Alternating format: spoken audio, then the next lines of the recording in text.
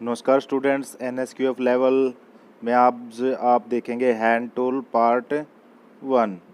इसमें आज हम आपको सभी जो हाथ से इस्तेमाल किए जाने वाले टूल हैं उनके बारे में जानकारी देंगे कि लैब के अंदर कौन कौन से प्रकार के हैंड टूल का इस्तेमाल किया जाता है। तो सबसे पहले देखेंगे हैंड टूल, जिसको हम हस्त औजार भी बोलते हैं। हस्त औजार उपकरण एक युक्ति है, मतलब कि हस्त औजार, औजार का मतलब है जो टूल, वह एक क्या है, युक्ति है जो सामग्री पर कार्य निष्पादित करती है कि भाई किसी भी काम को करने के लिए इस्तेमाल में लाई जाती है, या 2 या 4 पहिया वाहनों की सर्विसिंग के लिए प्रयोग की जाती है। किसी भी जो व्हीकल है उनको अगर हमें सर्विस करना है तो इन टूलों की ज़रूरत पड़ती है। हस्त औजारों का प्रचालन हस्त शक्ति द्वारा किया जाता है। तो 1 नंबर का क्वेश्चन बन जाता है कि हस्त औजार क्या होते हैं, तो किस लिए इस्तेमाल किया जाता है। तो आपको बता देना, हस्त औजारों का इस्तेमाल हाथ की शक्ति द्वारा किया जाता है और इनको व्हीकलों की सर्विस के लिए प्रयोग किया जाता है। हस्त चालित विद्युत औजार उपकरणों का प्रचालन विद्युत धारा के प्रयोग द्वारा किया जाता है, और जो हाथ से चलाए जाने वाले हैं और साथ में उनका विद्युत यानी कि बिजली का प्रयोग करके भी इस्तेमाल किया जाता है। तो इस प्रकार के भी उपकरण हैं। वाहन की सर्विसिंग में जो सामान्य औजार उपकरण प्रयोग किए जाते हैं उन्हें सर्विसिंग औजार कहा जाता है। ठीक है भाई, जो वाहन की सर्विसिंग के लिए सामान्य औजार इस्तेमाल किए जाते हैं उन्हें सर्विसिंग औजार भी कहा जाता है, यानी कि सर्विस टूल भी कहा जाएगा। जैसे कि स्पेनर, रेती, प्लास, ग्राइंडर, ड्रिल मशीन, तेल, ग्रीस गन, हथौड़ा, लकड़ी का हथौड़ा, पेंचकस, रिंच, छेनी, हस्त धातु का अटारी। हस्त धातु का अटारी का मतलब है भाई जो लोहा काटने वाली आरी होती है। बेंच बॉक्स, जिस पर हम किसी भी टूल को या किसी भी जिस पर हमें काम करना है उस पर बांधने के लिए प्रयोग किया जाता है। स्निप, पेंच, gauge, vernier caliper, multimeter caliper आदि।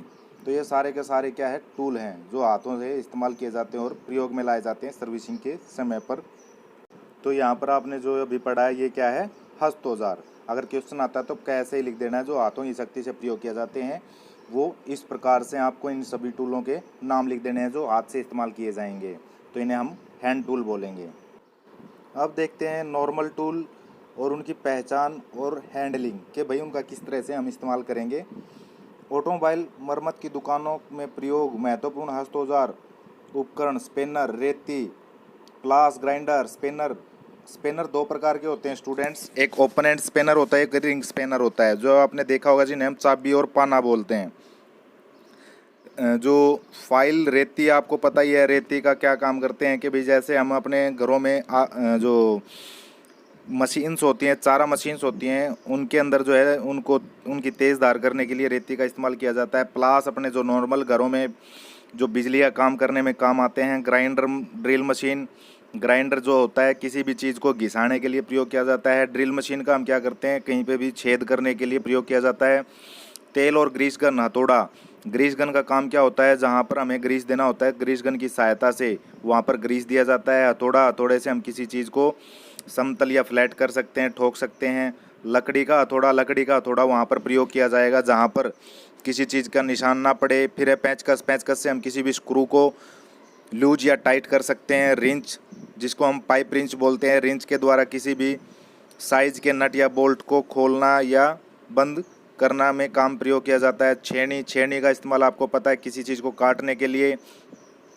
हस्त धातु का अटारी, हस्त धातु का अटारी का क्या इस्तेमाल होता है, किसी भी धातु को काटने के लिए। बेंच बॉक्स भी आपको बताया था किसी चीज़ को बांधने के लिए। स्निप, खुरचने के लिए। पेंच, गेज। फिर है वर्नियर कैलिपर, वर्नियर कैलिपर आप देखेंगे किसी चीज़ को मापने के लिए प्रयोग किया जाता है। मल्टीमीटर का भी किसी चीज़ को परिशुद्ध माप के लिए प्रयोग किया जाता है।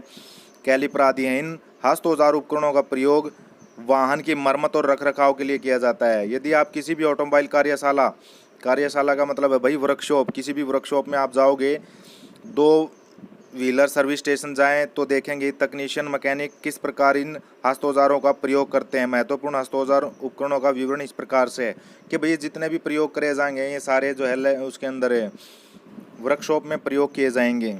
तो अब देखते हैं स्पेनर पाने। स्पेनर पाने बहुत महत्वपूर्ण हस्त औजार हैं जिन्हें नट बोल्टों को कसने और ढीला करने के लिए प्रयोग किया जाता है। विभिन्न प्रकार के स्पेनर उपलब्ध हैं जिनका विभेदन उनके आकार, माप और प्रयोग और बनावट के अनुसार किया जाता है। तो चलिए हम आपको इनको एक एक पिक्चर के जरिए दिखाते हैं कि स्पिनर कैसा होता है। तो यहाँ पर आप चित्र में देख रहे हैं 1 सिंगल एंड स्पेनर है, डबल एंड स्पेनर था, तो यहाँ पर डबल एंड स्पेनर है और फिर रिंग स्पेनर है। रिंग स्पेनर का मतलब है जो आपको यहाँ दिखाई दे रहा है, रिंग स्पेनर इस टाइप का होता है। तो ये इस प्रकार के स्पेनर जो है मोस्टली नट बोल्टों को खोलने और टाइट करने के लिए प्रयोग किया जाता है। अगर पूछा जाता है तो आप इन तीनों के नाम बता सकते हैं और आपको पता होना चाहिए। अब देखते हैं एकल सिरा स्पेनर, सिंगल एंड स्पेनर, जो आपने अभी चित्र में देखा ही है। असमायोजित एकल सिरा आबद्ध स्पेनर, जिसे एक माप नट बोल्ट या शीर्ष को खोलने या कसने के लिए प्रयोग किया जाता है। ठीक है भाई, ये सिर्फ एक के साइज के नट या बोल्ट को खोल सकता है, दूसरे साइज के नट को खोलने और बंद करने में इसको दिक्कत होगी। कोण रहता है जिसे नट को एक चक्कर घुमाने के लिए स्पिनर को घूमना पड़ता है। तो भाई ये इस प्रकार का जो है ना, सिर्फ सिंगल किसी एक ही साइज के नट को खोल सकता है, इतना आपको बता देना है। डबल एंड स्पेनर, यह एकल सिरा स्पेनर की भांति होता है कि भैया सिंगल एंड स्पेनर की तरह हुआ, परंतु इसके दो सिरे विभिन्न माप के होते हैं। सिरे खुले मुख ओपन एंड या बंद मुख क्लोज्ड के हो सकते हैं कि भैया अलग अलग जो है ना, दोनों साइड में इस किनारा पे इसका जो है ना, अलग अलग साइज के नट या बोल्ट खोलने के लिए प्रयोग में लाने के लिए जगह बनी रहती है। अब यहाँ पर आता है बॉक्स एंड स्पेनर। स्पेनर को पहियों के ड्रम या पर नट कसने के लिए प्रयोग किया जाता है। इसे पहिया नट स्पेनर के रूप में भी जाना जाता है। एक नंबर का क्वेश्चन बन जाएगा भाई, इसको पहिया नट स्पेनर के रूप में भी जाना जाता है। किसको? बॉक्स स्पेनर को। आपको ध्यान रखना है, ये क्वेश्चन बना के लिख लेना है। मोटरसाइकिल सर्विसिंग और मरम्मत के लिए उपयोग किए जाने वाले विभिन्न प्रकार के स्पेनरों के चित्र दिखाए गए हैं। संपूर्ण प्रकार के स्पेनर सेट में या एक नग में उपलब्ध हैं। उपरोक्त स्पिनरों को चित्र में दर्शाया गया है कि भाई ये सारे अलग अलग साइज के होते हैं, लेकिन इनको एक सेट बना के रखा गया है जो आपके सामने दिखाई दे रहा है, जिसके अंदर आपको सभी चीज़ें दिखाई दे रही हैं कि भाई ये सभी अलग। अब नेक्स्ट देखते हैं रेती, फाइल्स, इनको हम इंग्लिश में फाइल बोलेंगे। रेती एक कठोर कतरन औजार है, यानी कि भाई किसी भी धातु को काटने के लिए कठोर उसका बना हुआ है। जैसे विभिन्न प्रकार के धातु अपने क्रियाओं हेतु प्रयोग किया जाता है। भाई किसी भी धातु को जो कितनी कठोर हो उसको घिसाने के लिए इसका प्रयोग किया जाता है।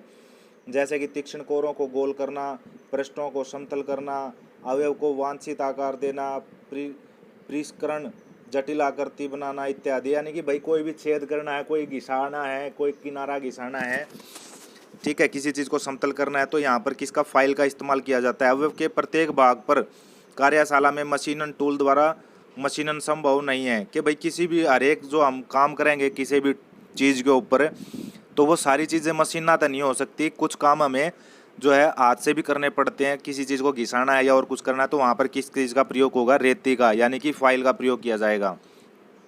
सामान्यतः रेती का प्रयोग उन भागों पर कतरन क्रिया हेतु किया जाता है जो मशीन टूल की पहुँच से बाहर हो। यह कर्मशाला का महत्वपूर्ण औजार है, यानी कि भाई ये जो है आपका कर्मशाला जहाँ पर हम काम करते हैं, जो वर्कशॉप है, वहाँ का एक महत्वपूर्ण औजार है। जैसे कि चित्र में दर्शाया गया है, रेती के 5 मुख्य भाग होते हैं। तो एक नंबर का क्वेश्चन पूछेगा कि भाई रेती के कितने भाग होते हैं, तो आपको बता देना है रेती के फाइल्स के मुख्य 5 भाग होते हैं। पहला है टैंग। टैंग के ऊपर जो हम पकड़ने के लिए इस्तेमाल करने के लिए यहाँ पर मूठ चढ़ाई जाती है। फिर है हील जो इसका ऊपर का सिरा होता है, जहाँ पर कोई कट नहीं है। फिर आगे देखेंगे हील के बाद क्या है? फलक के ऊपर जो है निशान कटे रहते हैं। फिर है कोर, जो एक जिसको किनारे मैंने बताया कटे रहते हैं, किसके ऊपर? फलक के ऊपर, ये किनारे होते हैं, कोर। और फिर है नोक क्या होता है? इसकी अगले जो सिरा होता है लास्ट एंड का, उसे नोक बोल रहे हैं। फिर यह अपनी टिप पॉइंट, या उसको टिप भी बोलेंगे। फिर है लंबाई। रेती के टैंक जड़ को मजबूत हत्थे में संयोजित किया जाता है। तो भाई टैंक को किसके साथ? हत्थे के साथ जोड़ा जाता है। भाग जहाँ से जड़ टैंक प्रारंभ होता है उसे हील कहा जाता है कि भाई आड़े हील पर से क्या होता है? स्टार्ट होती है जो फाइल हमारी, उसे हील कहा जाता है। रेती के फलक में दांते होते हैं। रेती की नोक या बिंदु पर एवं कोर रेती के आकार पर निर्भर होता है। तो भाई ये सारे किनारे रेती के ऊपर डिपेंड कर रहे हैं, उसका जो साइज़ है वो भी रेती के ऊपर डिपेंड करेगा। भाई रेती भी कई प्रकार की होती हैं, जो फाइल्स होती हैं वो भी अलग अलग विभिन्न प्रकार की होती हैं। फाइनल एग्जाम्स में बहुत बार पूछा जाता है कि फाइल्स क्या है, फाइल्स के बारे में बताएं। तो आपको इस प्रकार से यह क्वेश्चन बना लेना है और याद रखना है कि फाइल का चित्र बनाकर आपको उसका टैंग, हील, फलक, कोर, बिंदु, लंबाई, ये सारी चीज़ें शो करके और आप उसको क्वेश्चन को लिख दें, आपके फुल मार्क्स आपको मिल जाएंगे। तो जो ये रेती होती है, इसके जो दांते होते हैं वो काफ़ी हार्ड, कठोर होते हैं। धातु पर दांतों के घर्षण के कतरन क्रिया निष्पाद होती है कि भाई जो ये दांते होते हैं यही किसी भी मेटल को काटने का कार्य करते हैं। कतरन की मात्रा रेती के आकार पर निर्भर करती है कि भाई वो रेती यानी कि फाइल कितना काट सके है, वो रेती के आकार के ऊपर डिपेंड करेगी कि भाई वो कितने बड़ी है या कितनी छोटी है। रेतियों को दो श्रेणी में वर्गीकृत किया जा सकता है कि भाई रेतियों को दो श्रेणियों में बांटा जाता है। पहला है कतरन रेतियाँ, सिंगल कट फाइल, यानी कि जिन पे एक साइड में कट बना रहेगा भाई ये सिंगल कट फाइल है। तो ये हमारे सिलेबस में नहीं है जो मैं आपको बता रहा हूँ फाइल कितने प्रकार की हैं। सिर्फ आपसे फाइल पूछा जाएगा, फाइल का काम क्या है, फाइल किस प्रकार की होती है, सिर्फ वो आपको याद रखना है। बाकी इसके जो है टाइप्स आप याद कर लीजिएगा। पहली है कतरन, एकल कतरन रेती, फिर है द्विकेतरन रेती यानी कि जो कट बने हुए हैं उसके ऊपर, इसी प्रकार से उस पर सिंगल कट होंगे, इस पर डबल होंगे। रेतियों के आकार व शेप फाइल कि भाई रेती अलग अलग टाइप किए हुए हैं, आकार किए हुए हैं, ठीक है, वो हम आपको जो है नेक्स्ट लेवल में सिखाएंगे। अब आगे देखते हैं प्लायर्स। प्लास हस्त औजार है जिन्हें समुच्चयन और समायोजन हेतु विभिन्न पुर्जों को पकड़ने, खोलने, कसने के लिए प्रयोग किया जाता है। तो भाई प्लास के काम आव है किसी भी नट या बोल्ट को पकड़ने और खोलने के लिए प्रयोग किया जाता है। कुछ प्लासों को कतरन कार्य हेतु भी प्रयोग किया जाता है। तो भाई कई प्रकार के जो प्लास हैं वो क्या करते हैं, काटने के काम में भी आते हैं। प्लास अनेक मापों एवं आकारों में उपलब्ध हैं कि भाई ये विभिन्न प्रकार के हैं, अलग अलग साइज है सबका। प्लास का माप उसकी पूर्ण लंबाई द्वारा दर्शाया जाता है कि भाई उसकी जो लंबाई होगी प्लास का उसी से पता चलेगा। यहाँ देखते हैं सरपण जोड़ प्लास यानी कि स्लिप जॉइंट प्लायर्स।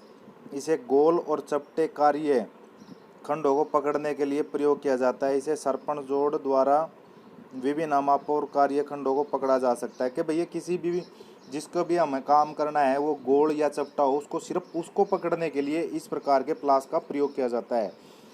फिर आता है कॉम्बिनेशन प्लायर यानी कि संयुक्त प्लास।